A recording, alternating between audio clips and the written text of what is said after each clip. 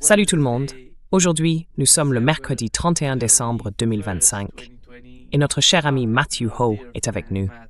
Bon retour parmi nous, Matt. Salut Nima Al-Korshid, c'est bon de te voir. Bonne année au fait. Happy New Year, by the way. Oui, bonne année à toi. Il te reste encore quelques heures, non? Exactly. We have almost Exactement. 3 hours left, Il nous reste presque 3 heures. Très bien, Matt. Laisse-moi commencer par ce qui se passe dans l'affaire du colonel Giacomo en Europe. Je suis sûr que tu es au courant de ce qui lui arrive, les sanctions contre lui et les personnes qui ont une opinion différente sur ce qui se passe en Ukraine, ou peut-être au Moyen-Orient. Mais l'Union européenne s'en prend à ces gens, essayant de leur mettre la pression. À ton avis, que se passe-t-il en Europe? Le continent a, pendant si longtemps, défendu la liberté d'expression et la démocratie. Et maintenant, il vise ceux qui plaident pour la paix, pour la fin du conflit. Comment peut-on comprendre cela? How can we understand that? Tu sais, je pense qu'il existe cette idée selon laquelle ces choses sont naturelles, que nous serions sur un pendule. Et les gens se souviennent qu'il n'y a pas si longtemps, la manière dont l'Europe a adopté la liberté d'expression était perçue comme presque dangereuse, non? Qu'ils étaient allés tellement loin de l'autre côté qu'ils allaient se condamner eux-mêmes. Et puis tu vois, le pendule revient. Les gens observent cela dans les sociétés du monde entier, certainement aux États-Unis. On ne peut pas avoir un Barack Obama sans obtenir un Donald Trump, n'est-ce pas? Mais dans ce cas, je ne pense pas que ce soit ce qui se passe ici, Nima. Je ne pense pas que ce soit naturel. Je ne pense pas que ce soit simplement ainsi que l'histoire fonctionne.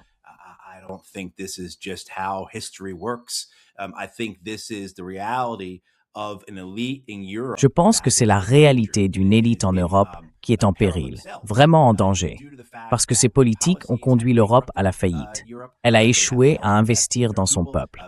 Elle s'est complue dans le rôle de premier des vassaux de l'Empire américain, au point que sa position est désormais menacée par quiconque remet en cause cette vision, cette image de l'Europe comme rempart de la démocratie face à l'autoritarisme. Cette idée de l'Europe comme principal vecteur, non seulement des valeurs occidentales, mais aussi de la modernité. Vous savez que l'âge du libéralisme a atteint son apogée avec cette élite européenne.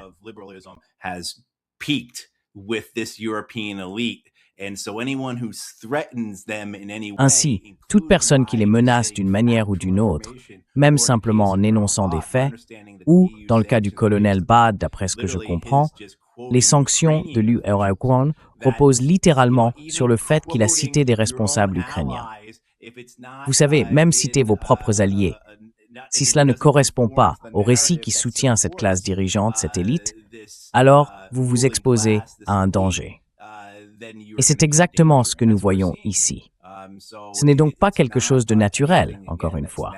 Ce n'est pas le récit habituel du balancier de l'histoire, allant du libéralisme à l'illibéralisme, etc. C'est plutôt une inquiétude des élites européennes, conscientes que leur emprise sur le pouvoir est extrêmement fragile. Elles doivent donc écraser tout ce qui les menace. L'idée de faire du colonel Bad un exemple. Je pense qu'il y a aussi une part de rancune là-dedans. Il ne faut pas l'oublier.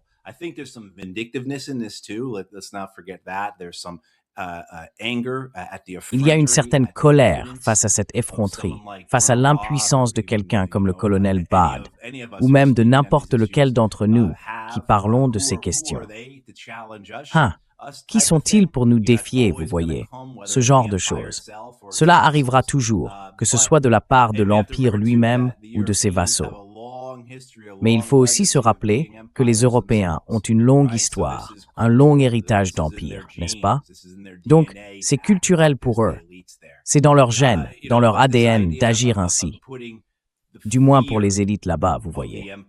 Mais cette idée d'instiller la peur de l'empire, que ce soit celle de l'empire ou de ses principaux vassaux, chez ceux qui oseraient dire la vérité au pouvoir, en fait largement partie.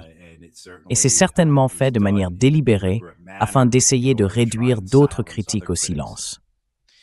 Vous savez, quand je parle des États-Unis Eurogroupe, une différence importante est très soulignée. Je me souviens que lorsque crucial difference. I remember when the very same day they raided Le jour même où ils ont Scott Ritter's perquisitionné la house, maison de the Scott FBI Ritter, raided his house, le FBI a because perquisitionné we were sa going to maison. talk to each other. Nous devions We nous had a parler. live plan. Nous avions prévu un direct. We were Nous allions going passer en to go direct. live, but Mais they ils ont raided his perquisitionné house. sa They maison, saisi son seized his passeport passport. et ne lui ont pas They permis didn't de let quitter him les get États-Unis. out of the United States, Pourtant, but after il all, restait he libre was d'exprimer free ses to opinions, express de his partager feelings, sa vision du the way he conflit en thinks Ukraine about the et au conflict in Moyen-Orient. Ukraine, in the Middle Et East. dans le And cas de la Chine, with the case of personne China, n'a essayé de le réduire au nobody silence à cette tried époque. to silence him Mais ce qui se passe en in those Europe days. est But totalement what's going on différent. in Europe is totally Vous voyez, les opposite. Européens font You see, tout. the Europeans are Ce doing n'est pas une everything. procédure judiciaire This is not contre le a colonel judicial Jack Bard. process against C'est une décision Colonel Jack Bard. politique de la part des This is a Européens. political decision on the part Je ne of sais the pas qui est derrière cela. European, I don't know Peut-être who's behind Kaja it. Maybe Kallas Kaja Kallas is ou les behind personnes it. qui travaillent pour And elle. the people, Mais comment who voyez-vous are la working différence for entre les her. États-Unis et les But Européens? how do you see the difference between the United States and Europeans? je ne vois pas tant de différence, car comme vous l'avez mentionné, avec le cas de Scott et le FBI, qu'il s'agisse de la perquisition de sa maison ou de sa détention à l'aéroport, les deux événements se sont produits à quelques mois d'intervalle l'année dernière. C'était sous l'administration Biden. Et sous cette même administration, on a également vu la répression de la liberté d'expression sur les campus américains à travers le pays, y compris sa criminalisation dans plusieurs États. Tout cela s'est passé sous l'administration Biden. Il y a eu, sans aucun doute, une répression du discours politique à travers la pression exercée sur les entreprises technologiques par l'administration Biden.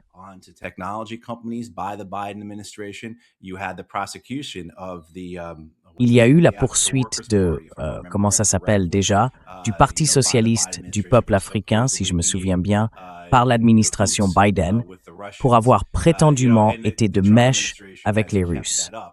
Et l'administration Trump a poursuivi dans cette voie, s'en prenant à toutes les organisations, à toutes les personnes, à tous les individus qui s'expriment au nom de la Palestine, mais aussi à ceux qui défendent les droits des immigrés.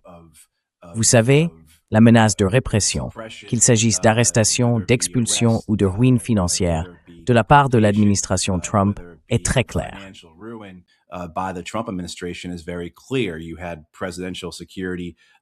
Vous aviez la sécurité présidentielle, le NSPM 7, le Mémorandum présidentiel national sur la sécurité numéro 7, publié par le président plus tôt cette année. Il énumère une vingtaine de critères différents qui définissent ce qu'est un terroriste intérieur. Et puis, il y a eu des articles le mois dernier, notamment de Ken Klippenstein, expliquant comment le ministère de la Justice a demandé au FBI de commencer à établir des listes de terroristes intérieurs. Donc, je ne vois pas vraiment de différence ici entre les Américains et les Européens. Je veux dire, on pourrait continuer avec les Américains, sanctionnant par exemple la CPI, la Cour pénale internationale, parce qu'elle poursuit à juste titre des criminels de guerre israéliens.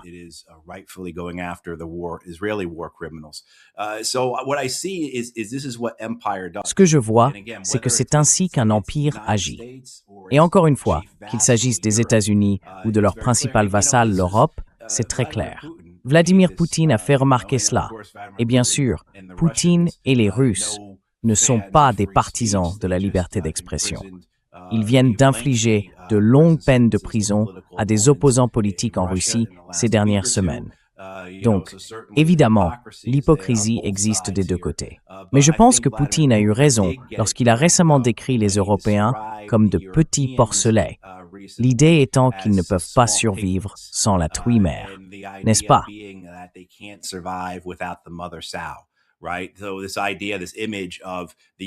Donc, cette idée, cette image des Européens incapables de survivre sans l'Empire américain, des Européens se nourrissant de l'Empire américain, je pense que c'est une image que la plupart des gens considéreraient comme juste.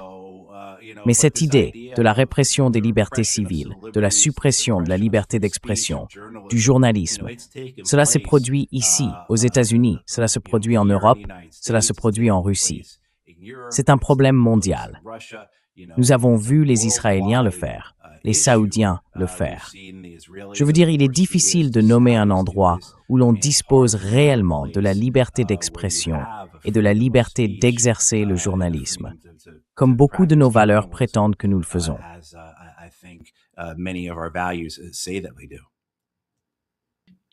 I think it could be helpful and important to Je pense qu'il pourrait être utile et important d'analyser le bilan de la première année de la présidence de Donald Trump.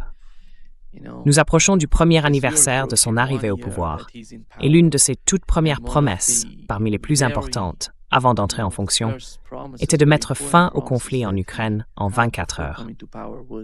Sommes-nous plus proches de la fin de ce conflit? Are we close to put an end to the conflict in Ukraine? Je l'espère bien.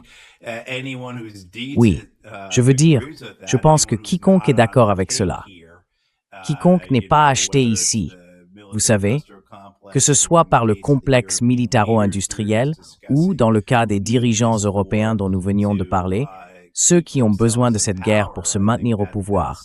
Je pense qu'une grande partie de leur motivation vient du fait qu'ils croient que leur identité politique est liée à cette idée de combattre les Russes, et que la paix, pour eux, serait politiquement désastreuse. Mais nous sommes certainement, au cours des 4 dernières années, dans la meilleure position pour voir la fin de cette guerre. Que vous appeliez cela la paix ou autre chose, cela me va, mais la fin des combats, la fin de la guerre, est désespérément nécessaire.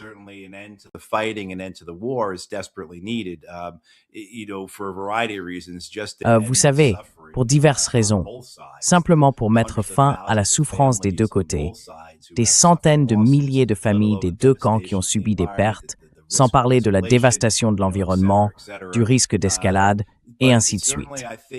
Mais bien sûr, je pense que nous en sommes à un point où une fin est possible. Vous savez, une grande partie de tout cela dépend des caprices de Donald Trump, ce qui est assez effrayant. Mais nous ne serions pas non plus dans cette situation sans l'ego de Donald Trump, n'est-ce pas? Ainsi que je pense, son instinct qui lui dit que tout cela est fondamentalement mauvais, qu'il n'y a aucune valeur à y trouver. Je ne pense pas que Donald Trump aborde cette question comme un problème moral.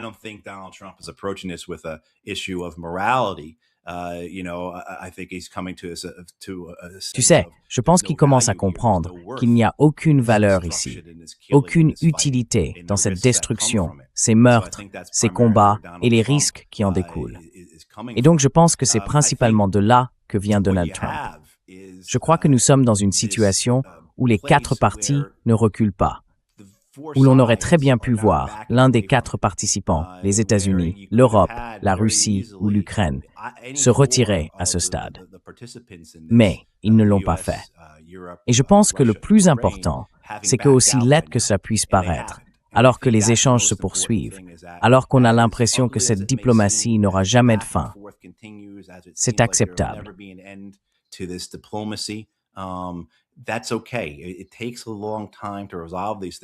Il faut beaucoup de temps pour résoudre ce genre de choses, surtout lorsque les points de départ des deux camps sont aussi éloignés.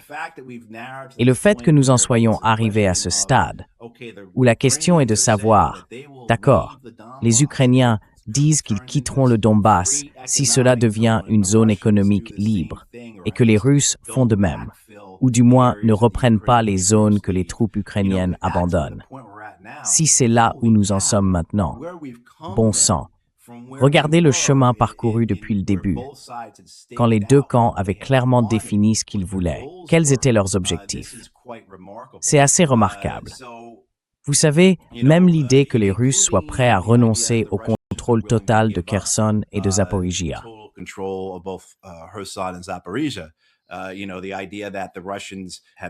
Vous savez, l'idée que les Russes aient intégré ces provinces, Donetsk et Luhansk, dans le pays, qu'ils en aient fait des parties officielles de la Russie et qu'ils disent maintenant « Oh, nous n'allons prendre que la moitié ou les 2/3 de ces provinces ».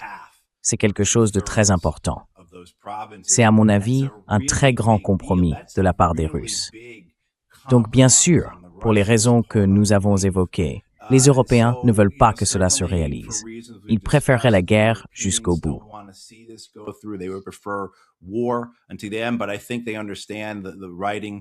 Mais je pense qu'ils comprennent le message. Les fuites qui sortent, toutes sortes de choses. Il faut comprendre que lorsqu'elles sont diffusées, qu'il s'agisse d'une fuite ou d'une déclaration officielle, il y a toujours un agenda derrière. Ils essayent de gagner du terrain ou de sauver la face, ou simplement de ne pas tout révéler avant la toute fin. Donc je pense que lorsque vous voyez ces rapports, comme celui que j'ai vu aujourd'hui, où les Ukrainiens disaient, et les Polonais aussi, que les Américains avaient accepté d'envoyer des troupes en Ukraine, je crois que c'est simplement de la mise en scène. Je ne pense pas que les Américains aient réellement dit cela. Cela n'a aucun sens pour moi. C'est contraire à tout ce que cette administration a déclaré jusqu'à présent, et l'administration doit comprendre que c'est une raison fondamentale de cette guerre.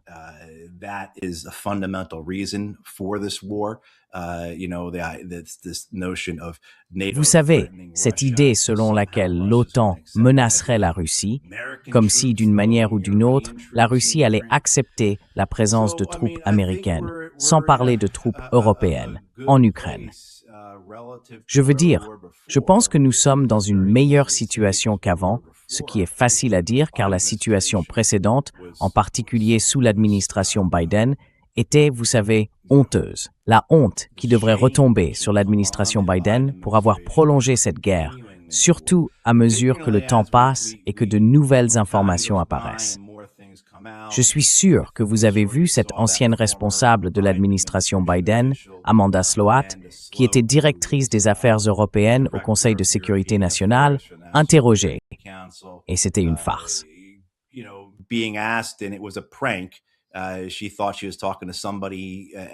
Elle pensait parler à quelqu'un d'autre. Elle ne s'est pas rendue compte à qui elle s'adressait. Mais en substance, elle disait que oui, cette guerre aurait pu être évitée par des discussions. Des négociations l'auraient empêchée, pour la paraphraser.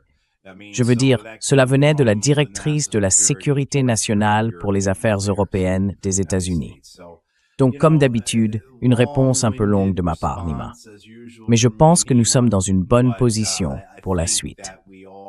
Je crois que Trump a des idées bien précises sur ce qu'il veut voir.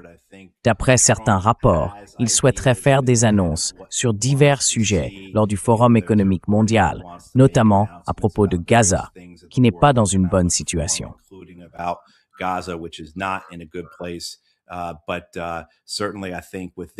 Mais certainement, je pense qu'avec cela, si un compromis peut être trouvé sur cette partie occidentale, en particulier du Donetsk, s'il doit y avoir un accord trouvé, si des accords de sécurité peuvent être conclus, ce que je ne comprends pas entièrement, surtout puisque les accords de sécurité qui ont fuité semblent être d'abord quelque chose que les Russes n'accepteront pas, et ensuite, ils vont à l'encontre de tout ce que les Américains ont dit cette dernière année à propos de leur plan de sécurité nationale, de leurs idées, de la manière dont ils envisagent l'avenir en matière de relations avec l'Europe et la Russie. Cela n'a tout simplement pas de sens, mais nous verrons bien ce qu'il en sera. Et puis, des choses comme cette opération autour de la centrale nucléaire. Je ne comprends pas pourquoi c'est un problème.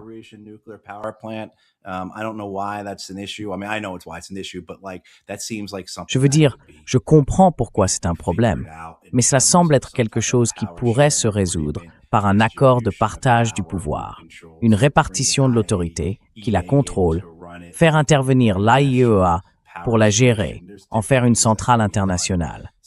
Il y a différentes manières d'y parvenir. J'aimerais donc penser que dans un mois ou deux, nous verrons un cessez-le-feu et un accord. Je ne pense pas que cela apportera une stabilité complète, car je ne crois pas que nous verrons une Ukraine véritablement neutre, ce qui serait pourtant nécessaire. Tout comme nous avions besoin d'une Autriche et d'une Finlande véritablement neutres après la Seconde Guerre mondiale. Je ne pense pas que cela arrivera, mais je crois qu'il y aura au moins quelque chose qui maintiendra la paix pour un avenir prévisible.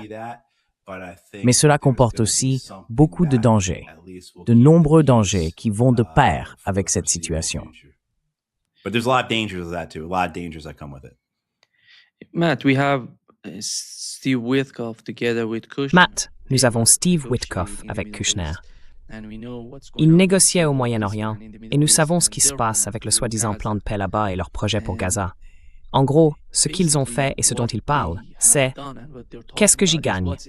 Comment pouvons-nous tirer profit de la situation à Gaza ?» Et j'ai peur qu'il en soit de même avec la guerre en Ukraine. Ces deux hommes négocient, mais au fond, il n'y a pas de véritable diplomatie.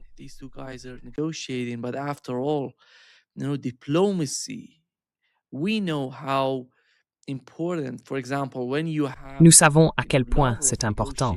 Par exemple, quand Lavrov négocie avec les États-Unis, c'est totalement différent d'une discussion entre Dmitriev et des Américains. Ce ne sont pas des diplomates. Ils ne sont pas formés pour résoudre ce genre de problème. Ils savent simplement comment traiter les uns avec les autres dans le cadre de négociations économiques. Mais ils n'ont aucune idée de la manière d'aboutir à une solution permanente et durable au conflit en Ukraine. Somehow a sustainable solution for the conflict in Ukraine. Right. Oui.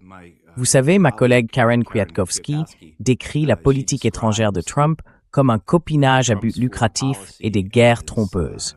Et je pense que c'est un bon résumé de ce à quoi nous avons affaire ici, en termes de personnalité impliquée et de ce qu'elle recherche. C'est vraiment cet état d'esprit du genre « qu'est-ce que j'en retire?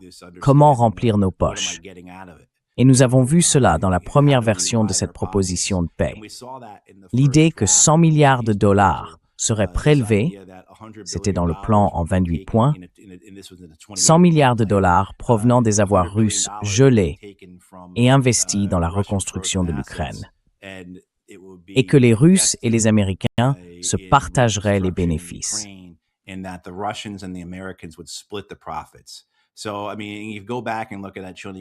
Donc, je veux dire, si tu regardes à nouveau ce plan de paix en 28 points, l'idée du profit domine la partie sur la reconstruction. Normalement, c'est quelque chose qu'on cache quelque part. Quiconque connaît le secteur du développement sait à quel point il est sale, corrompu, et comment une grande partie de cet argent finit simplement par retourner dans les banques et les entreprises américaines, et finalement dans les caisses des campagnes politiques américaines. Mais là, ils le disent ouvertement, non? Ils n'essayaient même pas de le cacher. D'ordinaire, un programme de reconstruction d'une telle ampleur, bon sang, les vautours tourneraient déjà autour, tu vois le genre. Comme il est dit dans l'Évangile selon Luc, n'est-ce pas?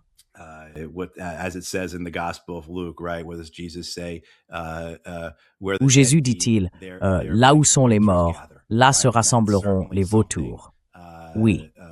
Et c'est certainement quelque chose qui, je pense, exprime la vision américaine de la reconstruction d'après-guerre, quelle que soit la manière dont on la formule.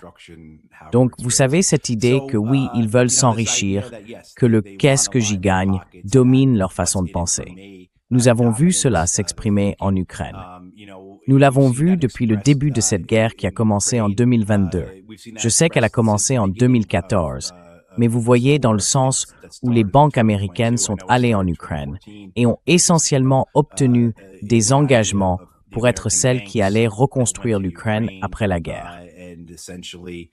Oui, je ne sais pas où cela en est maintenant.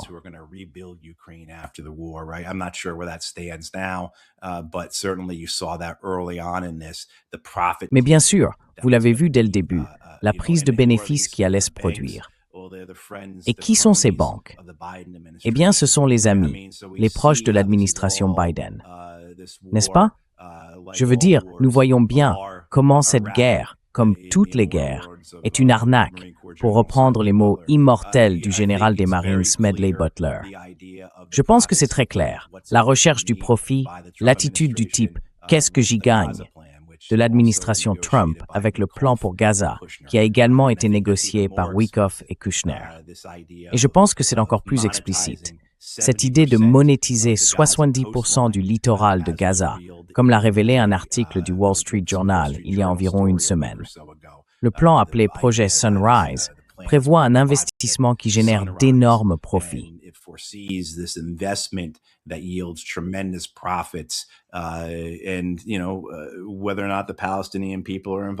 Et que le peuple palestinien soit impliqué ou non n'a même pas d'importance secondaire ou tertiaire pour ces gens.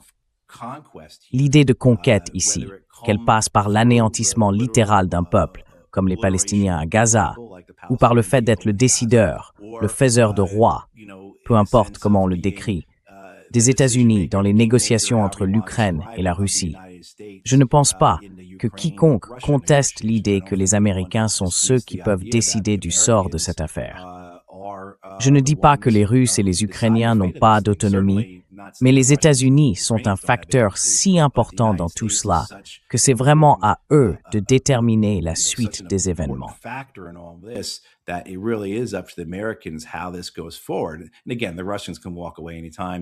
Et encore une fois, les Russes peuvent se retirer à tout moment.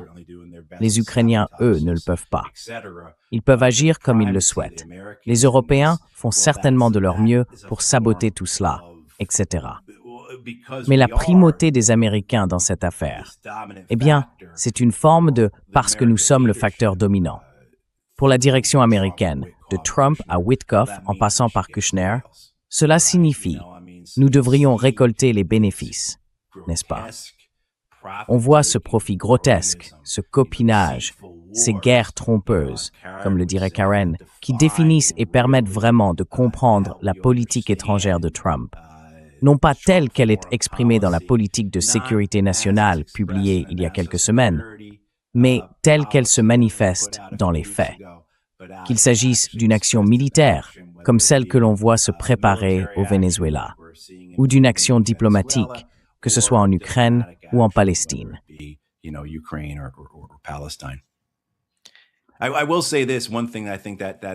Je dirais ceci.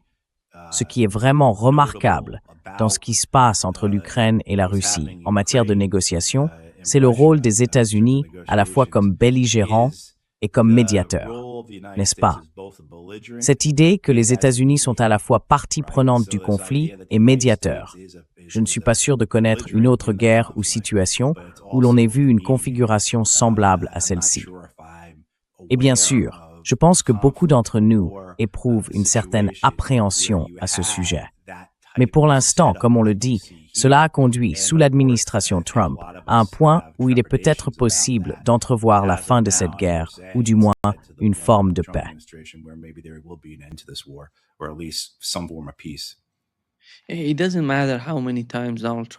Peu importe combien de fois Donald Trump répète que c'est la guerre de Biden. Nous savons que cette guerre a commencé en 2014 sous l'administration Obama, puis s'est poursuivie sous les administrations Trump, Biden et maintenant Donald Trump 2.0. Mais penses-tu qu'ils font la même chose à Taïwan, que l'administration Trump agit de la même manière en y envoyant davantage d'armes?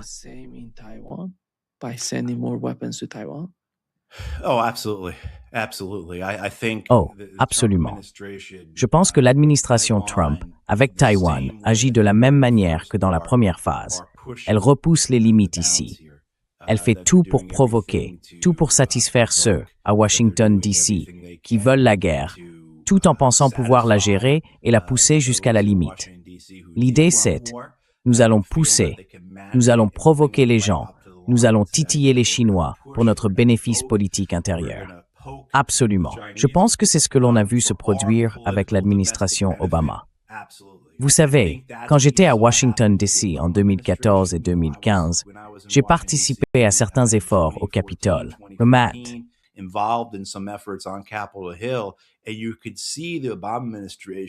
Et on pouvait voir l'administration Obama, vous savez, laisser des marques de griffes sur le chambranle de la porte, tandis qu'elle était tirée de plus en plus profondément dans ce conflit avec la Russie.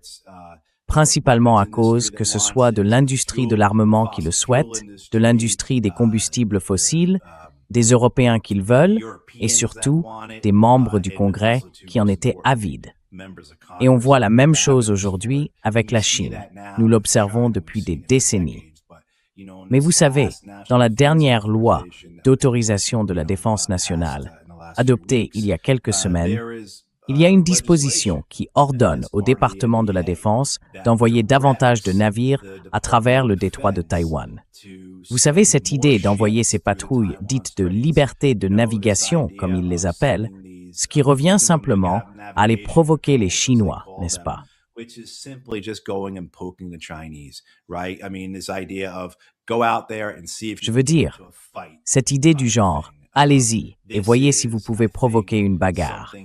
C'est, je pense, quelque chose que beaucoup d'Américains à Washington, D.C. souhaitent depuis très longtemps. L'idée que la Chine devrait être notre prochain ennemi n'a rien de nouveau.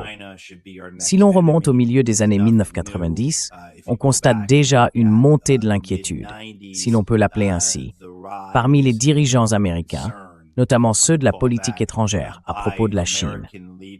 Et bien sûr, la manière dont l'administration Clinton a opéré une transition vers une mise en avant du Pacifique a été marquée, entre autres, par des tensions autour de Taïwan, y compris l'envoi de 2 groupes de combat de porte-avions au large des côtes chinoises, en lançant en substance « Qu'est-ce que vous allez faire à ce sujet ?»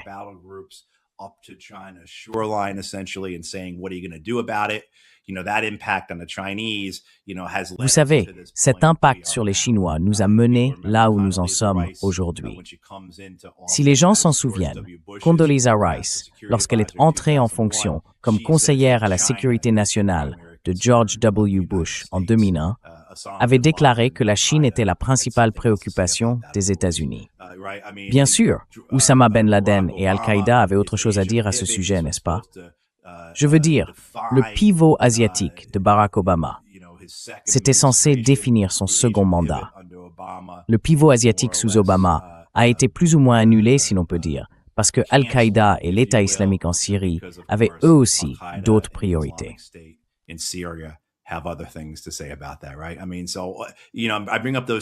Exactement. Je veux dire, je mentionne ces 2 points simplement pour rappeler aux gens qu'une grande partie de la réalité de ce monde est façonnée par les actions des États-Unis, n'est-ce pas?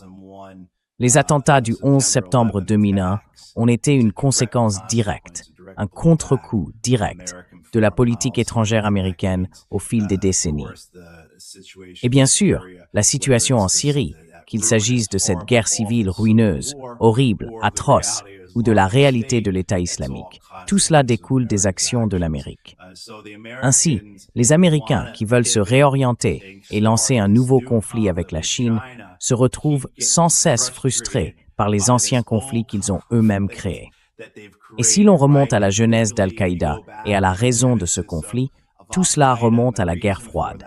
Al-Qaïda existe à cause de notre guerre contre l'Union soviétique.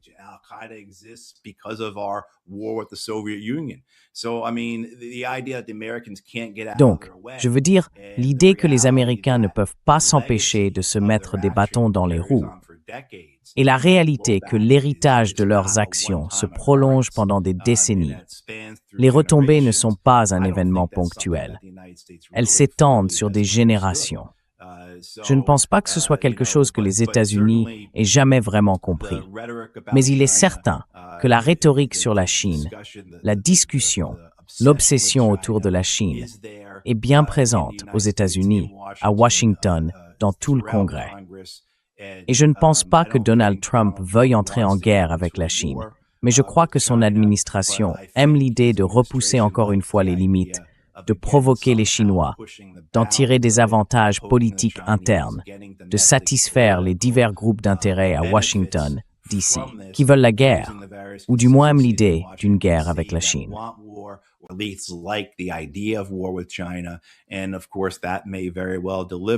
Et bien sûr, cela pourrait très bien provoquer la guerre dont ils rêvent.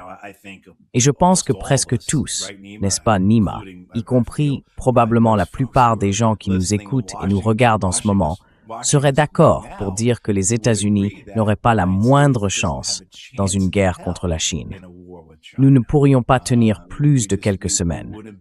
Les capacités industrielles des Chinois finiraient par submerger les Américains. Peu importe à quel point la technologie d'un camp est supérieure à celle de l'autre. Le fait que les Chinois n'aient pas mené de guerre depuis des décennies et manquent d'expérience tout cela n'a aucune importance. Une guerre de ce type se jouerait sur la capacité industrielle, non pas sur des années, mais sur des mois. Et je pense que ce serait la réalité pour les Américains dans une défaite face à la Chine.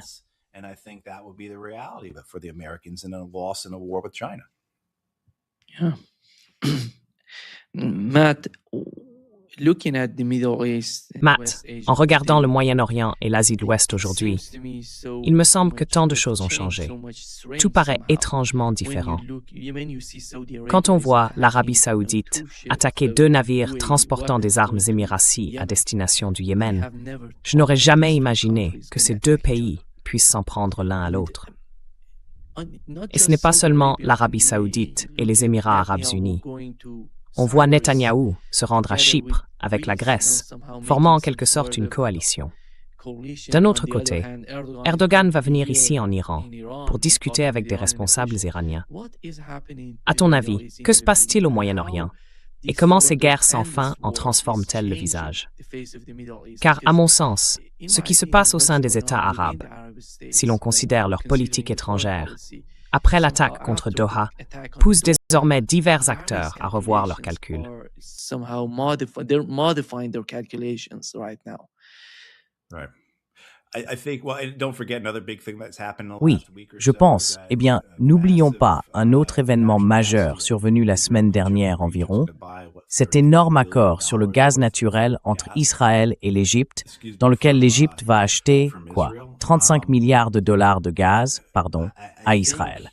Je pense que ce sont là les conséquences des 2 dernières années de guerre, qu'il s'agisse de la guerre elle-même, du génocide à Gaza, du Liban, de la Syrie, des frappes en Irak, bien sûr de la guerre avec l'Iran, des affrontements avec les Houthis, et que les États-Unis et les Israéliens en sont sortis dominants, en particulier les Israéliens. Les Américains, je crois, ont tiré une leçon sur le fait d'être trop dispersés, vous voyez, et on peut relier cela à ce dont nous venons de parler à propos de la Chine.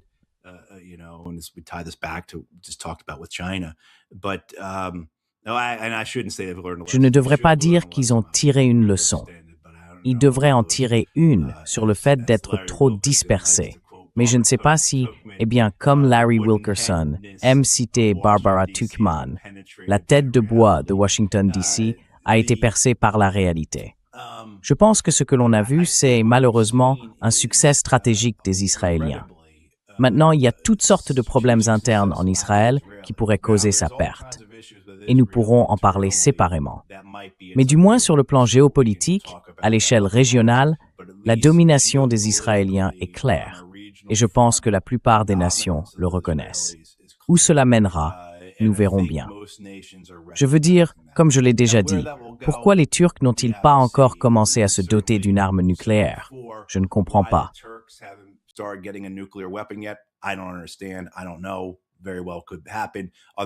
Je ne sais pas.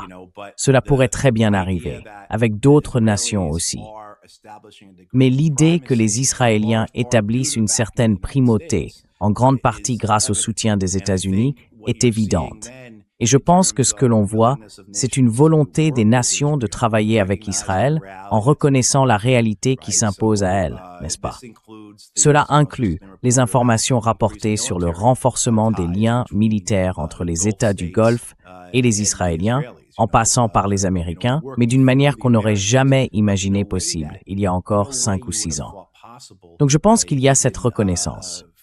Ce qui en découle ensuite, eh bien, c'est intriguant.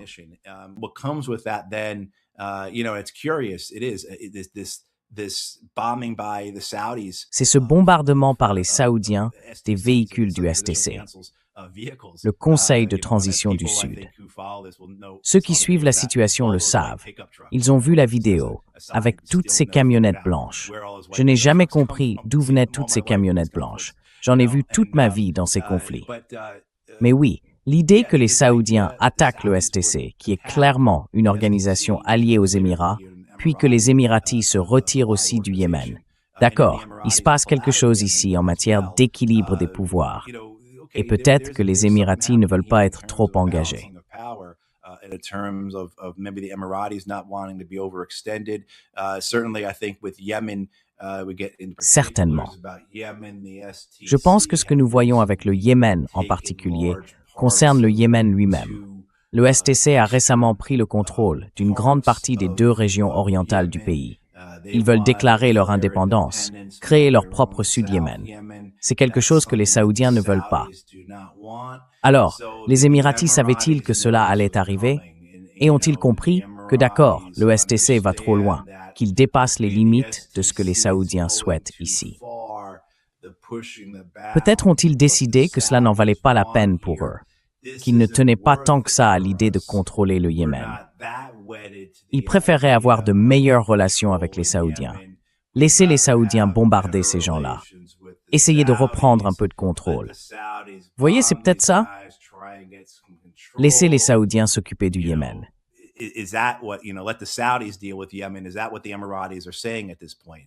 Est-ce que c'est ce que disent les Émiratis à ce stade?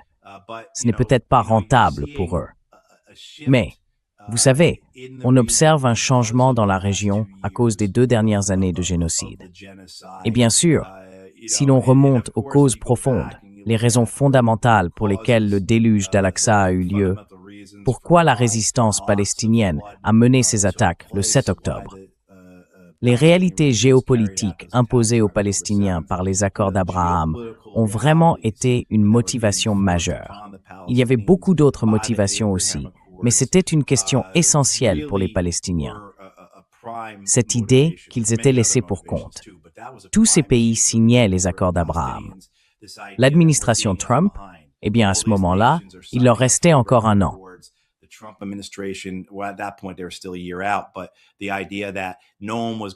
Mais l'idée, c'était que personne n'allait nous soutenir, qu'à la fin, tout le monde finirait par abandonner les Palestiniens.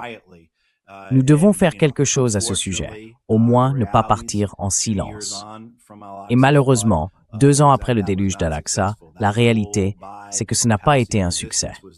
L'objectif de la résistance palestinienne n'a pas été atteint. Il suffit de regarder la résolution du Conseil de sécurité de l'ONU qui a inscrit dans le droit international le plan Gaza de Trump, Witkoff, Netanyahou.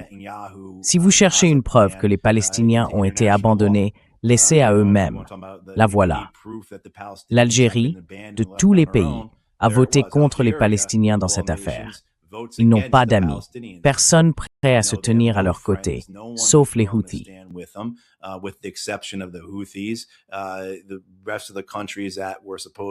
Le reste des pays qui étaient censés faire partie de la résistance avec eux ont tous été affaiblis.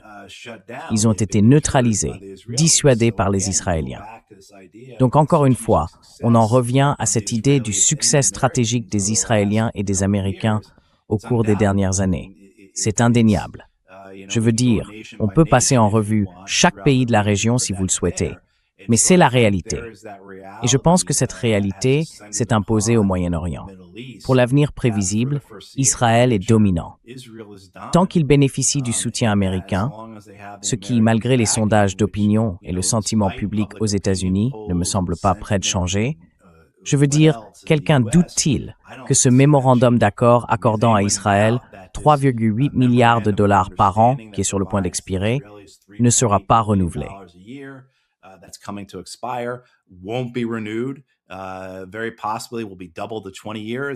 Cela pourrait très bien être doublé pour atteindre 20 ans. Et ces 3,8 milliards de dollars, si c'est bien ce que nous avions donné aux Israéliens en 2015, qu'allons-nous leur donner maintenant? Vous savez, si nous leur avons versé presque 4 milliards de dollars par an il y a 10 ans, nous pouvons leur donner 5 milliards, 6 milliards, 10 milliards par an aujourd'hui. Et si le Congrès le fait, et bien sûr qu'il le fera, peu importe ce que disent les sondages d'opinion. Alors oui, je pense que c'est la terrible réalité à laquelle nous sommes confrontés. Peu importe à quel point nous comprenions ce que la résistance palestinienne essayait d'accomplir, à quel point nous étions de leur côté, les soutenions, les appuyions et compatissions avec eux, ils ont perdu. Et c'est la terrible réalité qui ne touche pas seulement le peuple palestinien, mais je crois toute la région. Matt, what's going on with the case of Israel? I think Matt, somehow que what se is passe-t-il avec happening le cas between d'Israël? Israel and Lebanon, Je pense que d'une certaine Gaza and manière, ce qui s'est Syria passé entre Israël gave et le Liban, Israelis à a false Gaza, en signal that Syrie, they can go a after donné aux Iran, Israéliens go un after faux signal, Turkey. leur faisant croire qu'ils pouvaient s'en No, prendre à l'Iran, just looking at voire à la what's going on Turquie. in Ukraine, for example. Tu sais, quand on regarde How ce qui can se you passe en imagine a Ukraine, par country, exemple, is a- comment peux-tu it's imaginer a un big pays country. comme Israël, avec Israel seulement is a environ 8 country millions of 80 d'habitants, million combattre people. l'Iran How can you ou la imagine a Turquie? country like Israel can fight C'est impossible. Iran or fight Peu importe si tu conclus une It's sorte de impossible. nouvel It doesn't accord matter if avec you Chypre go Sud, make a new qui est sort of insignifiante. agreement with South Je Cyprus, connais which Chypre, is le Nord, le Sud et la Grèce. Ces pays n'ont pas d'importance militaire. Tu peux utiliser leur territoire pour attaquer d'autres pays, bien sûr, mais quelle influence réelle cela pourrait-il apporter à Israël? Parce que tu vois, les Israéliens affirment en ce moment que la Turquie devient leur pire ennemi. Turkey is becoming the worst enemy. Is growing to be because of the differences, because the differences they Cela have se développe à in cause des Syria. divergences qu'ils ont en Syrie. It's Vous not savez, il ne just s'agit about pas seulement de créer une forme de making some levier sort of ou leverage, d'obtenir making un some certain sort of, succès, comme vous l'avez success, mentionné, as you mentioned, concernant la manière dont les États the arabes way that essayent de the gérer leurs Arab relations states avec try to Israël. somehow manage their relationship Mais with après Israel. tout, But after nous all, avons deux pays au we have Moyen-Orient, je dirais, countries l'Iran in the et la Middle East, Turquie. I would argue, Et Israël n'est même pas Iran and comparable à Turkey. l'un ou à l'autre. And Israel is not even comparable Et les with any of États-Unis? these countries. Je ne The pense United vraiment pas que States, les États-Unis I prendraient really le risque don't d'une feel nouvelle that the guerre United au States Moyen-Orient would uniquement risk a pour new Israël. war in the Parce Middle que, East just vous savez, for dans the le cas sake du of Venezuela, Israel. nous savons ce qui se Because passe. that Dans le cas would du be Yémen, nous not savons the ce qui s'est case of passé Venezuela avec for long. l'administration In the Trump case of lorsqu'elle est Yemen, intervenue we en know mer what has Rouge happened with the pour Trump punir administration going les to the Yéménites, Red Sea, les Houthis, going ce qui, to the Red Sea au to, final, n'a pas été un punish succès. Yemenis Ils ont tout Houthis, tenté. which wasn't successful Alors, at le all. calcul, They did quel est le something. calcul du côté israélien? The calculation, Comprennent-ils what is vraiment the leur propre calculation on the réalité? part of Israelis? Do they really understand their reality, or there's somehow they feel that they can do something Ou alors, like they d'une did in certaine Syria? manière, ils For pensent pouvoir example, faire quelque before chose coming comme ils up l'ont to fait en this Syrie. live, we were talking about these Vous savez, par protests exemple, here in avant de Iran. venir à ce direct, When nous I parlions de ces haven't nouvelles been to Iran manifestations for ici en Iran. more than 12 years. Je ne suis pas allé en Iran depuis plus de Every 12 time ans. they're talking about Et chaque fois qu'on parle de protests manifestations here in ici, Iran, je demande aux gens ce qu'il en est. I was asking Mais many maintenant que je people, suis but sur right place, now I'm here. je vois qu'il ne se passe rien de vraiment significatif. Tout cela n'est qu'une sorte de propagande. Et je ne sais pas s'ils prennent leurs décisions sur la base de cette propagande, car la guerre de 12 jours a commencé avec ce genre d'état d'esprit, celui qu'ils pouvaient provoquer un changement de régime.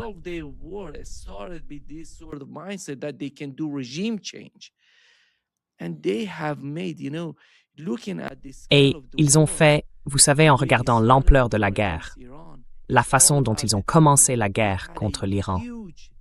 Tout cela concerne, vous savez, le vaste réseau de personnes qu'ils avaient ici en Iran, travaillant avec eux.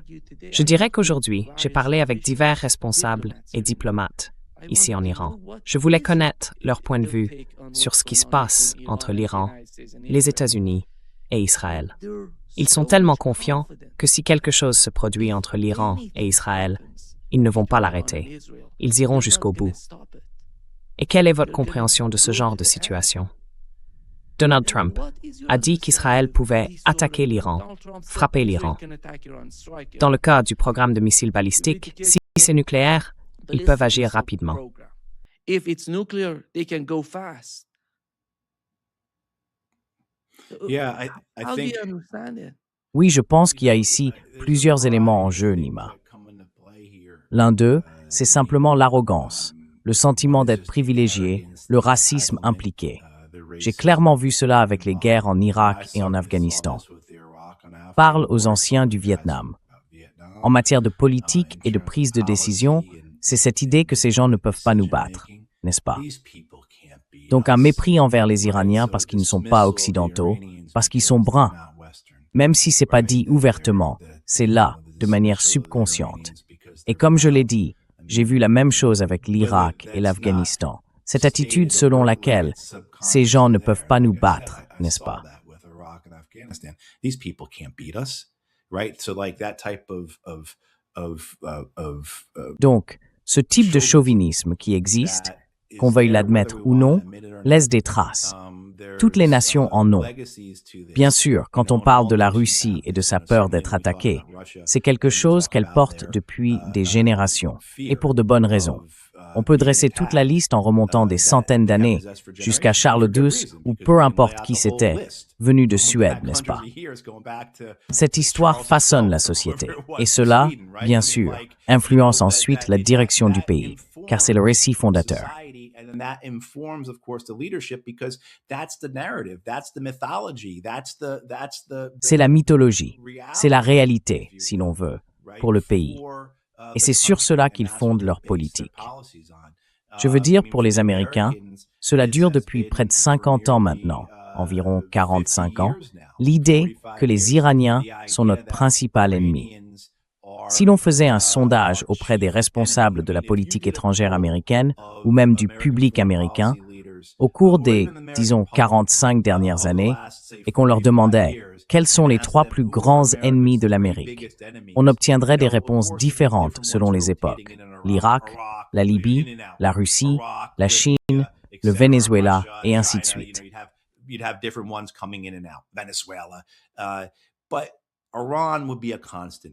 Mais l'Iran serait une constante.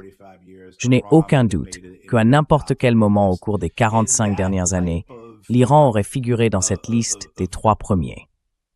Et ce type de conversation, ce récit, crée une réalité indéniable.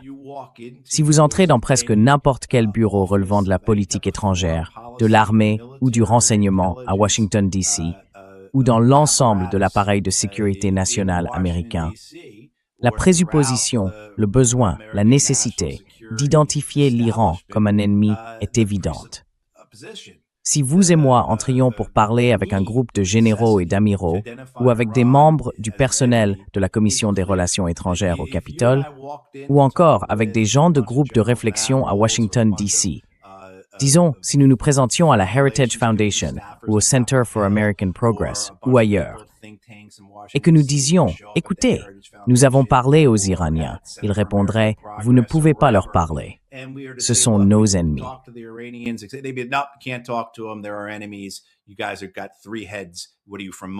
Vous avez 3 têtes, ou quoi? Vous venez de Mars. Vous n'êtes tout simplement pas sérieux. Cela obscurcit tellement de choses. Et je sais que certains diront, eh bien, c'est trop simpliste, ou c'est trop facile de le dire comme ça.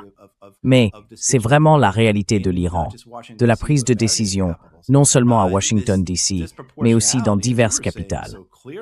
Cette disproportion, comme vous le disiez si clairement et si justement, entre Israël et la Turquie, Israël et l'Iran, Israël et l'Égypte, n'est-ce pas?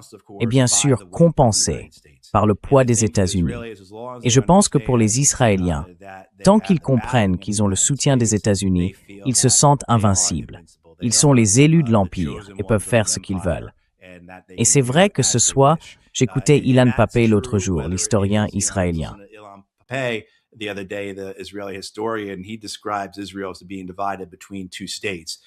Il décrit Israël comme étant divisé entre 2 États, l'État de Judée et l'État d'Israël. La Judée représentant les sionistes, la classe des colons sionistes religieux, et l'État d'Israël représentant les descendants plus laïques, soi-disant libéraux, de l'immigration européenne qui a construit l'État socialiste d'Israël. Ce genre de choses, tu vois. Et il n'y a aucune division entre eux sur cette compréhension. Donc, peu importe à quel point Israël est fracturé en interne, ils estiment qu'à l'extérieur, dans leurs affaires régionales, ils peuvent agir comme ils le souhaitent, faire ce qu'ils veulent, grâce au soutien américain. Et je pense que c'est ce qui leur permet de le faire parce que, excuse-moi, parce que comme tu l'as dit, la disproportion est là. Et nous pourrions parler des États-Unis, de la manière dont ils sont surmenés, de leur capacité. But Matt, sorry for interrupting you. The other issue, in the last Désolé de vous interrompre. L'autre problème, c'est que, au cours des dernières 24 heures, 4 énormes avions cargo venus de Russie sont arrivés en Iran. Quand on regarde ce qui s'est passé en Ukraine et la manière dont la Chine était au départ si réticente à soutenir la Russie au début de la guerre et où elle en est aujourd'hui avec le conflit, Je ne vois pas la Chine et la Russie abandonner l'Iran, parce que ce serait extrêmement problématique pour la Russie, et même pour la Chine, si l'Iran s'effondrait. Vous savez, c'est le Caucase du Sud. Tout est lié si l'on regarde la Tchétchénie, le Daghestan. Ces régions font partie du Caucase du Sud. La Géorgie, descendant vers l'Azerbaïdjan, l'Arménie, ces pays sont aujourd'hui tellement interconnectés. Et cette réalité n'est pas comprise en Occident. On n'en parle pas.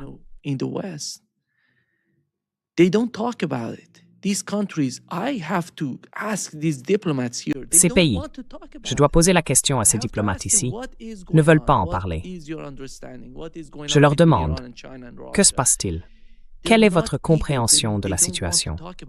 Que se passe-t-il entre l'Iran, la Chine et la Russie? Ils ne sont pas enthousiastes. Ils ne veulent tout simplement pas en parler. Mais je le sens quand je leur parle. C'est un sujet qu'ils évitent. Pourquoi ne veulent-ils pas en parler? Parce qu'ils estiment que le faire pourrait influencer les choses. Le gouvernement actuel en Iran pense d'une certaine manière que cela pourrait affecter le type de relations qu'ils souhaitent entretenir avec les États-Unis et avec les Européens. Ils ne veulent pas discuter de la profondeur des liens entre l'Iran et la Russie ou entre l'Iran et la Chine. Mais ces personnes, celles qui pensent ainsi, s'affaiblissent en Iran. Elles ne sont plus majoritaires parmi les responsables politiques iraniens. Elles perdent de l'influence.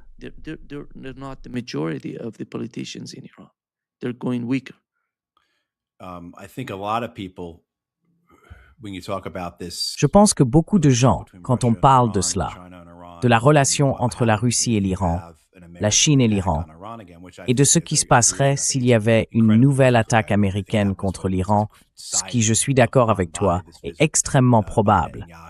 Eh bien, je pense que cela a été décidé lors de la visite de Netanyahou. Et bien sûr, les déclarations publiques de Trump ne dissuadent en rien tout cela. Les gens se souviennent de la première visite de Netanyahou à la Maison-Blanche en février, lorsqu'ils se tenaient ensemble au pupitre. L'affirmation de Trump de son soutien à Israël, que ce soit à Gaza ou contre l'Iran, était claire. Si l'on regarde ce qu'il a dit, il est évident qu'il va y avoir une guerre.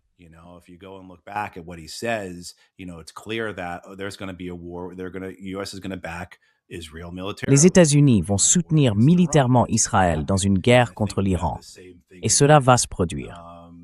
Je pense que nous verrons la même chose à nouveau, à moins qu'il n'y ait d'une manière ou d'une autre une capitulation de la part des Iraniens. Et alors, que feraient les Russes et les Chinois? Je pense que beaucoup d'entre nous ont tendance à regarder la Syrie et à dire « Regardez, les Russes ont vu que la Syrie ne valait pas la peine d'être conservée. Qu'Assad est une cause perdue. Qu'intervenir en Syrie et protéger le régime d'Assad représentait bien plus que ce que les Russes voulaient faire, pour diverses raisons. Vous savez, je ne pense pas que ce soit le même calcul avec l'Iran. Je ne pense pas que les Russes vont envoyer des escadrons de Su-57 et de Su-35 là-bas pour protéger les Iraniens.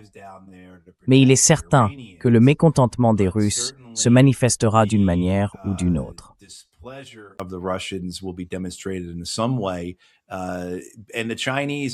Et les Chinois, je pense, se trouvent dans une position où, eh bien, vous savez, c'est vraiment un moment crucial pour eux. Que ce soit cette guerre imminente avec l'Iran, comme vous l'avez dit, compte tenu des relations entre la Chine et l'Iran, ou avec le Venezuela, où des navires chinois, non sanctionnés par les États-Unis, se dirigent actuellement là-bas, même si cela n'a aucune signification juridique internationale. La question reste, que va-t-il se passer? Que peuvent faire les Chinois pour l'empêcher? Je pense que cela va être un facteur déterminant pour les Russes comme pour les Chinois à l'avenir, tout comme nous l'avons dit auparavant à propos des Turcs et de l'idée que les Turcs finissent par obtenir une arme nucléaire. Parce que va-t-on faire? Va-t-on continuer à laisser cela se produire? Vous savez, les Chinois ont maintenant 2 porte-avions, mais ils n'ont pas la capacité de projeter leurs forces. Ils n'ont pas la capacité de sortir et de protéger la Chine.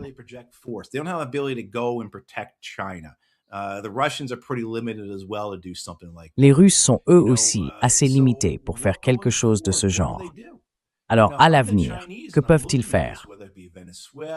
Si j'étais les Chinois et que je regardais cela, que ce soit le Venezuela ou simplement la manière dont les Américains opèrent, en bombardant et en menant des raids à travers l'Afrique à leur guise, que ce soit en Somalie ou au Nigeria, cela a des répercussions de toutes sortes pour les Chinois. Ou encore cette question avec l'Iran, sans même parler de Taïwan. Mais d'accord, il faut disposer d'une certaine capacité de projection de force. Et ce n'est certainement pas ainsi que les Chinois se sont comportés au fil des décennies. Ce n'est pas non plus la direction que nous voyons leur politique étrangère prendre, sauf si on les y contraint. Et c'est ce qui m'inquiète le plus dans tout cela. Je ne pense pas que les Chinois et les Russes vont intervenir immédiatement dans une attaque irano-américano-israélienne. Comme nous l'avons déjà vu, je pense qu'il y aura un soutien. Je